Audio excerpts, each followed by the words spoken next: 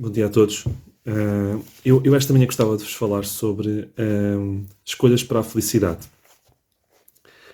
Nós vivemos num mundo em que todos procuram ser felizes, todos procuram saber o caminho da felicidade, é quase o santo graal do mundo atual. E a Bíblia fala muitas vezes sobre bem-aventuranças, fala muitas vezes sobre alegria, regozijo permanente. Assim como na última mensagem falei-vos sobre como enfrentar a dor, porque é um facto, também é um facto de que poderemos encontrar neste caminho muitos momentos de felicidade, e a felicidade, mais do que um conjunto de circunstâncias, como vamos ver, é um conjunto de escolhas. A felicidade deriva de escolhas mais do que circunstâncias, como iremos ver. Se queremos perceber de facto alguma coisa sobre felicidade, nós devemos ler o livro de Filipenses, que é o livro escrito por alguém preso, que é curioso. Paulo, antes de escrever esta epístola aos Filipenses, ele passou um mau bocado. Eu vou-vos retratar os últimos 4 anos dele, antes de chegar aos Filipenses, antes de escrever esta epístola aos Filipenses. Teve 2 anos antes preso em Cesareia, sob falsas acusações. Depois foi chamado para ser julgado a Roma, e nessa viagem teve um naufrágio.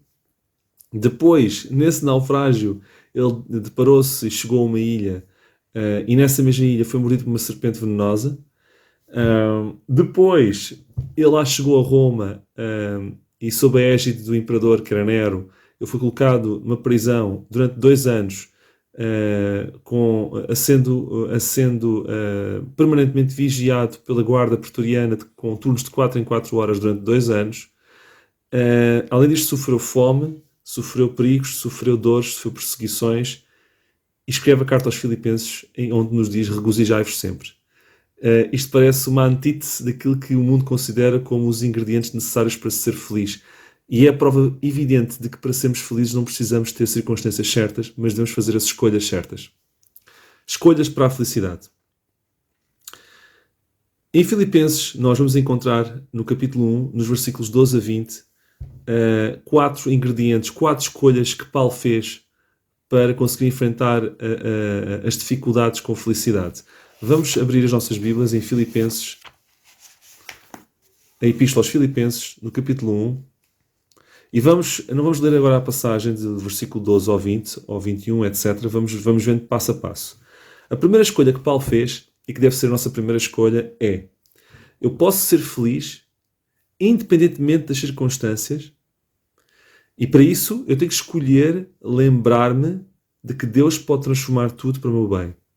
Eu tenho que escolher, a primeira escolha, eu tenho que escolher lembrar-me que Deus pode transformar tudo para o meu bem. Versículo 12, nós lemos isto: quero, irmãos, que saibais. O que é que Paulo queria que os irmãos soubessem? O que é tão importante que os irmãos deviam saber? Que as coisas que me aconteceram, e entenda-se coisas, tudo aquilo que eu já vos expliquei e muito mais, de provações, dificuldades, contribuíram para maior proveito do Evangelho. Isto faz lembrar Romanos 8:28. Todas as coisas sabemos, Romanos 8:28, ou seja, também saibais, sabemos, é importante que tenhamos a certeza disto. Tal como em Filipenses Paulo diz: eu quero que saibais. Em Romanos 8:28, sabemos, não suspeitamos, não temos dúvidas, nós temos a certeza de que todas as coisas, sejam boas, sejam más, contribuem para o bem daqueles que amam Deus. E este é um versículo paralelo, que nos diz exatamente o mesmo. Vocês não tenham pena de mim, diz Paulo. Não fiquem preocupados comigo, por tudo aquilo que me aconteceu. Os naufrágios, os castigos, os açoites, as prisões, a fome, tudo aconteceu para meu bem. Aqui não diz que tudo o que nos vai acontecer será bom. Não será. Nós vamos ter momentos muito maus e vamos ter momentos muito bons. Mas o que eu posso ter a certeza pela Bíblia, que Deus pode usar tudo para o meu bem. E esta é a primeira escolha que eu devo fazer. Eu devo escolher lembrar-me de que Deus pode transformar tudo para o meu bem. Nós às vezes ficamos infelizes e frustrados quando não vemos as circunstâncias certas, mas muitas vezes não olhamos as circunstâncias com o olhar de Deus. Mesmo nas dores, nas pressões, nas dificuldades, Deus pode usar tudo isso para o meu bem. David, que era um homem sofrido, ele sofreu como poucos. E o livro dos Salmos é um hino ao sofrimento. Aquela coisa tão bela como os Salmos nasceram num contexto de sofrimento. E no Salmo 34:1 ele diz: Eu louvarei a Deus em todo o tempo. E noutras traduções nós lemos, eu louvarei a Deus independentemente do que me acontecer.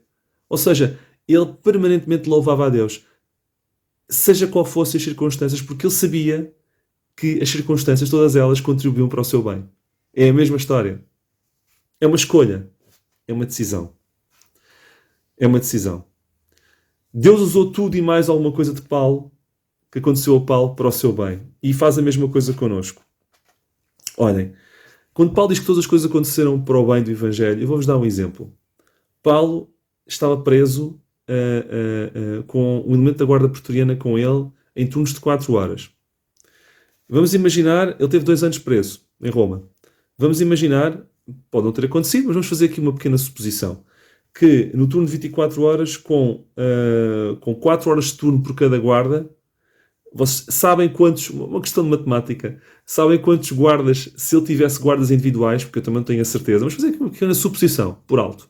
Se tivéssemos guardas individuais em cada turno de 4 horas, ele teria tido em 2 anos 4.380 guardas com ele, para estarem presos com Paulo, porque Paulo estava preso, eles estavam com eles, e tinham que o ouvir. E tinham que o ouvir. A minha pergunta é, quem é que era o verdadeiro preso aqui? Era Paulo ou eram os guardas que tiveram que estar com ele, cada um durante 4 horas, pelo menos se não fossem mais do que uma vez o mesmo guarda? E não é por acaso que nós lemos em Filipenses 4:22, e eu cito, que alguns da família de César, ou de Nero, se converteram. Quem sabe, pela intervenção de guardas pretorianos que foram convertidos. Não tenho a mínima dúvida que muitos destes guardas que estavam com ele foram convertidos e que espalharam o Evangelho a muitos dos que estavam em Roma, mesmo de alta esfera. Já para não falar das cartas que ele escreveu nas prisões, já para não falar dos outros presos que foram influenciados. Este pormenor dos próprios guardas é fantástico. E, portanto, todas as coisas aconteceram para o bem. Para o bem. Enfrentemos cada prova com fé e não com medo. Vejamos tudo na perspectiva de Deus. Tudo contribui para o nosso bem. E façamos a escolha de nos lembrarmos disso. Esta é a primeira escolha. Quando nós fazemos isso, há 2 consequências de nos lembrarmos disto. Boas.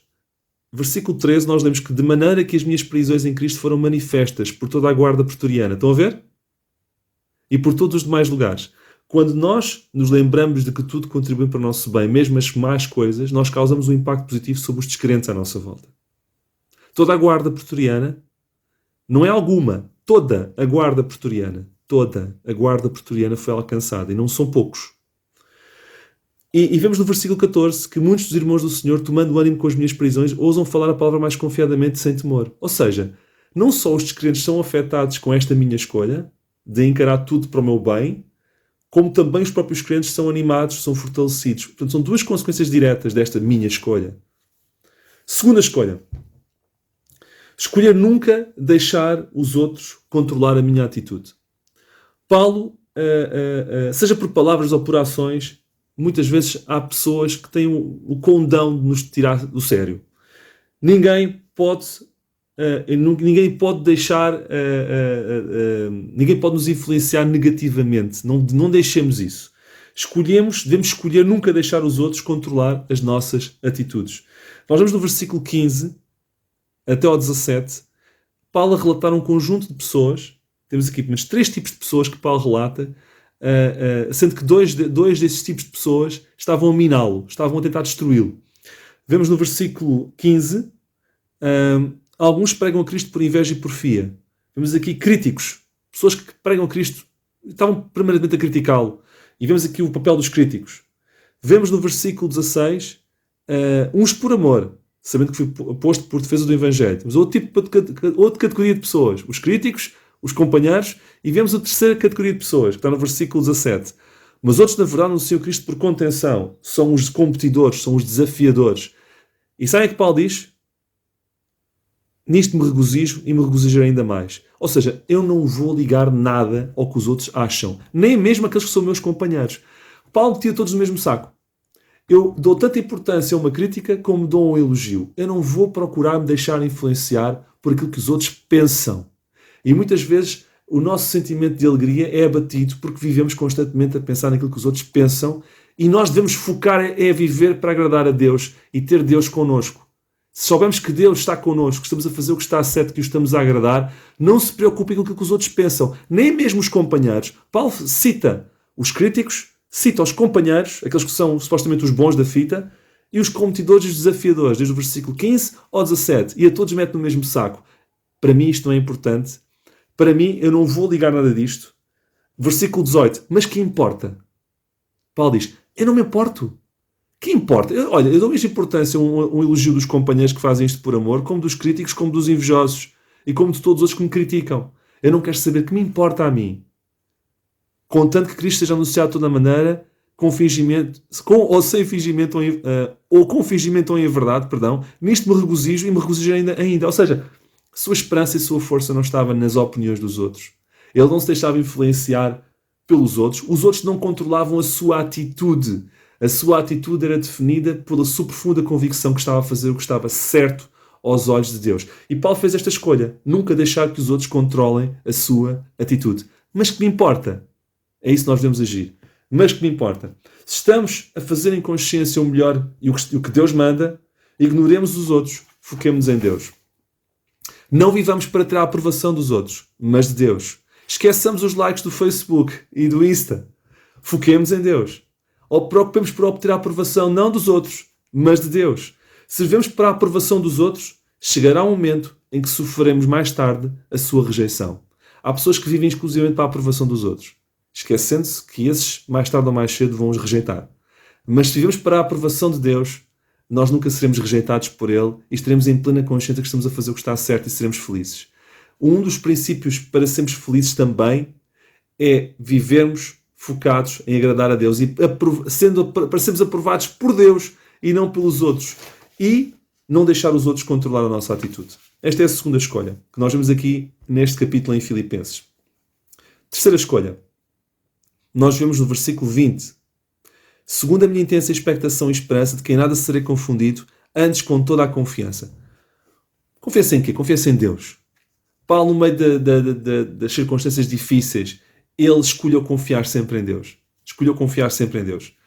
Eu vou-vos contar uma história, neste caso de Josafá, que se encontra na segunda livro das Crónicas, vamos ver, no capítulo 20, versículo 12. Quando as tropas de Amon e de Moab decidem atacar Israel de uma forma poderosíssima, em que eles eram imensos e que Israel não tinha a mínima hipótese, há uma passagem que eu gosto muito, que está neste mesmo livro das Crónicas, no segundo livro das Crónicas, 20:12, em que Josafá diz: Deus nosso. Eu estou aqui já a encurtar e só citar algumas partes. Não sabemos o que faremos. Ou seja, ele diz: eu não faço ideia como é que eu vou sair daqui. Eu não faço ideia como é que eu me vou livrar disto. Eu não faço ideia o que é que eu vou fazer. Em nós não há força. Ele reconhece depois, além de não saber o que há de fazer, eu não tenho forças. Além de não saber o que fazer, eu não tenho forças para fazer nada. Em nós não há força. E depois vemos assim: porém os nossos olhos estão postos em ti. Ou seja, eu não sei o que vou fazer, eu não tenho pingo de força para resolver o problema, mas eu vou confiar em ti. Sabem qual foi a resposta de Deus? No versículo 15. Não temais, nem vos assusteis, pois a peleja não é vossa, senão de Deus. Quem vai batalhar vai ser Deus por vocês. Não tem que ficar com medo. Quando nós, perante circunstâncias em que nos sentimos despidos de força, de soluções, de ideias, entregamos o caso a Deus e confiamos, Deus luta por nós. E vamos sentir a sua calma. Vamos deixar de ter medo. E é Deus que vai lutar por nós. Qual é o resultado? Felicidade. Versículo 18 e 19, vemos que eles adoraram a Deus profundamente. O assunto não estava resolvido, mas já estavam a adorar. Ou seja, a confiança, escolhemos confiar em Deus sempre, conduz-nos sempre à felicidade. Mesmo que as circunstâncias não estejam resolvidas, ainda nós ficaremos seguramente melhores e mais tranquilos, mais calmos, mais alegres. Esta é a terceira escolha. Recapitulando a primeira escolha, escolher lembrar-me que Deus pode transformar tudo para o meu bem. Segunda escolha, escolher nunca deixar os outros controlar a minha atitude. Vivemos para a aprovação de Deus, não dos outros. Terceira escolha, escolher confiar em Deus sempre. Quarta escolha. No versículo 22, nós lemos o seguinte, do capítulo 1 de Filipenses. Mas se eu viver na carne me der fruto da minha obra, então, não sei, então o que devo escolher. Mas de ambos os lados estou em aperto, tendo desejo de partir e estar com Cristo, porque isto é ainda muito melhor. Mas julgo mais necessário por amor de vós ficar na carne. E tendo esta confiança sei que ficarei e permanecerei com todos vós para proveito vosso e gozo da fé. Paulo estava a dizer assim, olha, eu estou dividido. E versículo 21, muito importante, porque para mim o viver é Cristo e o morrer é ganho. Eu estou dividido porque por um lado eu gostava de partir porque é muito melhor, mas por outro lado eu sei que vos faço falta e o meu propósito é trabalhar para vós. Paulo tinha um propósito. O propósito dele era viver para Deus, para a bênção do povo de Deus. Ele não estava a pensar, nunca pensou nele. Ele pensou sempre nos outros. A felicidade vem quando vivemos para algo maior do que nós mesmos. Quando vivemos só para nós, de forma egoísta, nós não somos felizes. Paulo vivia para os outros. Por isso é que era capaz de estar feliz na prisão. Por isso é que era capaz de escrever uma carta de alegria na prisão. Porque ele não vivia para si mesmo. O propósito de Paulo está no versículo 21. Para mim, o viver é Cristo. Este é o propósito de Paulo. E eu gostava que vocês, mesmo ouvindo-me, substituíssem a palavra Cristo e colocassem aquilo que realmente é o vosso viver. Será que para vós, ou para nós, cada um faça a sua análise, o viver é o quê? O viver é o meu hobby? O viver é o meu desporto? É ter mais dinheiro? É ter uma casa boa? É ser promovido? É ter a aprovação dos outros? É casar? É ter sucesso? O que é o vosso viver? Se o vosso viver for tudo menos, se este espaço deste versículo for preenchido com tudo menos Cristo, vocês não podem ser felizes, verdadeiramente. A forma como nós preenchemos este espaço vai determinar a nossa felicidade. Este espaço, para mim, o viver só deve ser preenchido com Cristo. Outra coisa que não seja isso não nos dá a felicidade plena. Porque só Cristo nos pode dar feliz. Nós não precisamos de coisas para ser felizes. Nós não precisamos de pessoas para ser felizes. Nós precisamos de Deus para ser felizes. E este é o significado máximo. E Paulo tinha este propósito. Qual era a escolha 4 que Paulo fez? Ele focou-se no propósito, não no problema. Paulo esteve sempre focado no propósito. O seu propósito é viver para Cristo. Então vinham os problemas, eu vou viver para Cristo. E vinham os problemas, eu vou viver para Cristo. E vinham os problemas, eu vou viver para Cristo. E vou fazer o que Deus quer. Então o problema vinha e sofria, mas não sofria tanto. Porque ele estava focado em algo maior do que ele próprio. Entendem? A quarta escolha que Paulo fez focou-se no propósito, não no problema. Finalmente, a quinta escolha. Nós devemos escolher nunca deixar de ler a Bíblia. Porque isso tem um impacto fantástico na nossa fé, na nossa felicidade. Eu vou-vos contar uma história para terminar. No cerco de Jerusalém, que nós lemos Lamentações de Jeremias no capítulo 2 e 3, feito por Nabucodonosor em 587 a.C., nós encontramos, do meu ponto de vista, o momento mais baixo da história de Israel, em que naquele cerco, naqueles 2 anos de cerco, o povo chegou a praticar canibalismo. Mais tarde, o templo foi completamente arrasado. As ruas eram autênticos rios de sangue. A tal ponto que em Lamentações de Jeremias, capítulo 2, versículo 5, nós lemos: Deus se tornou nosso inimigo. O povo encarava já Deus como inimigo. Não acredito que talvez houvesse um ponto mais baixo na história de Israel. Assim como Filipenses é a carta da alegria, Lamentações de Jeremias é o ponto mais baixo da infelicidade, dos lamentos, da tristeza. E até que no meio desta lamentação profunda, tal como raio de luz em plenas trevas, surge esta passagem que eu vou citar. Lamentações 3, 21 a 26. E já vos vou explicar porque isto acontece. Porque não havia motivos, humanamente falando, para que esta parte destes versículos aparecesse num contexto tão negro. Disto me recordarei no meu coração, por isso tenho esperança. As misericórdias do Senhor são a causa de não sermos consumidos, porque as suas misericórdias não têm fim. Novas são cada manhã. Grande é a tua fidelidade. A minha porção é o Senhor, diz a minha alma, portanto esperarei nele. Bom é o Senhor para os que se atêm a ele e para a alma que o busca. Bom é ter esperança e aguardar em silêncio a salvação do Senhor. Uau, o que é isto, no meio deste contexto? A minha esperança é o Senhor, a minha porção, as misericórdias não têm fim, são novas cada manhã, nisto me recordarei. O que aconteceu? Esta passagem é uma passagem paralela a alguns salmos, nomeadamente ao Salmo 103. Quando ele diz disto me recordarei, é porque ele foi pegar nos salmos. Eles foram pegar nos salmos e começaram a ler a palavra de Deus. E a palavra de Deus estimulou neles este sentimento de alegria e de paz no meio das dificuldades. Nós lemos o Salmo 103, tem aqui muita coisa igual. E eles, de certeza, se recordaram dos escritos e foram ler. E foi essa recordação dos escritos da palavra de Deus que os animou. Foi o recordar da palavra de Deus que lhes deu esperança. E, portanto, o que eu vos queria dizer é muito simples. Quando estivermos em aflição, a palavra de Deus deve sempre ser lida, porque ela nos anima, nos dá paz. Mas se nós permanentemente nos regarmos com a palavra de Deus, nós nunca chegaremos a este ponto e estaremos sempre mais felizes. Porque a palavra de Deus tem este condão de nos animar, de nos levantar para cima, de nos dar esperança, de nos mostrar coisas que nós não sabíamos, de nos ajudar. Façamos esta quinta escolha de nunca deixar de ler a Bíblia.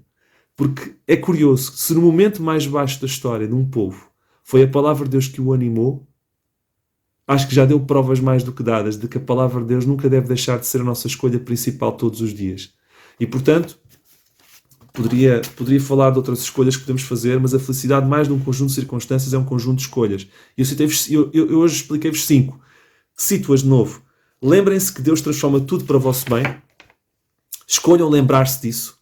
Escolham nunca deixar os outros controlar a vossa atitude. Escolham confiar em Deus sempre. Escolham focar-se no propósito em Cristo e não no problema. Foquem-se. Cristo. Viver para Cristo. Não no problema. E, finalmente, escolham nunca deixar de ler a Bíblia. Porque a palavra de Deus tem um poder miraculoso de transformar a nossa alma e de transformar aquilo que são cacos num vaso outra vez perfeito. E o que são cinzas de uma coisa outra vez bela. Que o Senhor nos abençoe, que o Senhor nos ajude e que no mundo em que cada um pensa para si, o nosso objetivo como crentes não deve ser pensarmos para nós próprios e procurarmos ser felizes a todo o custo. Não é esse o nosso objetivo, deve ser viver para Deus. Mas quando nós fazemos escolhas certas, nós mesmo vivendo para Deus, mesmo tendo problemas, podemos ser felizes. E a Epístola aos Filipenses é o exemplo disso. Que o Senhor nos abençoe.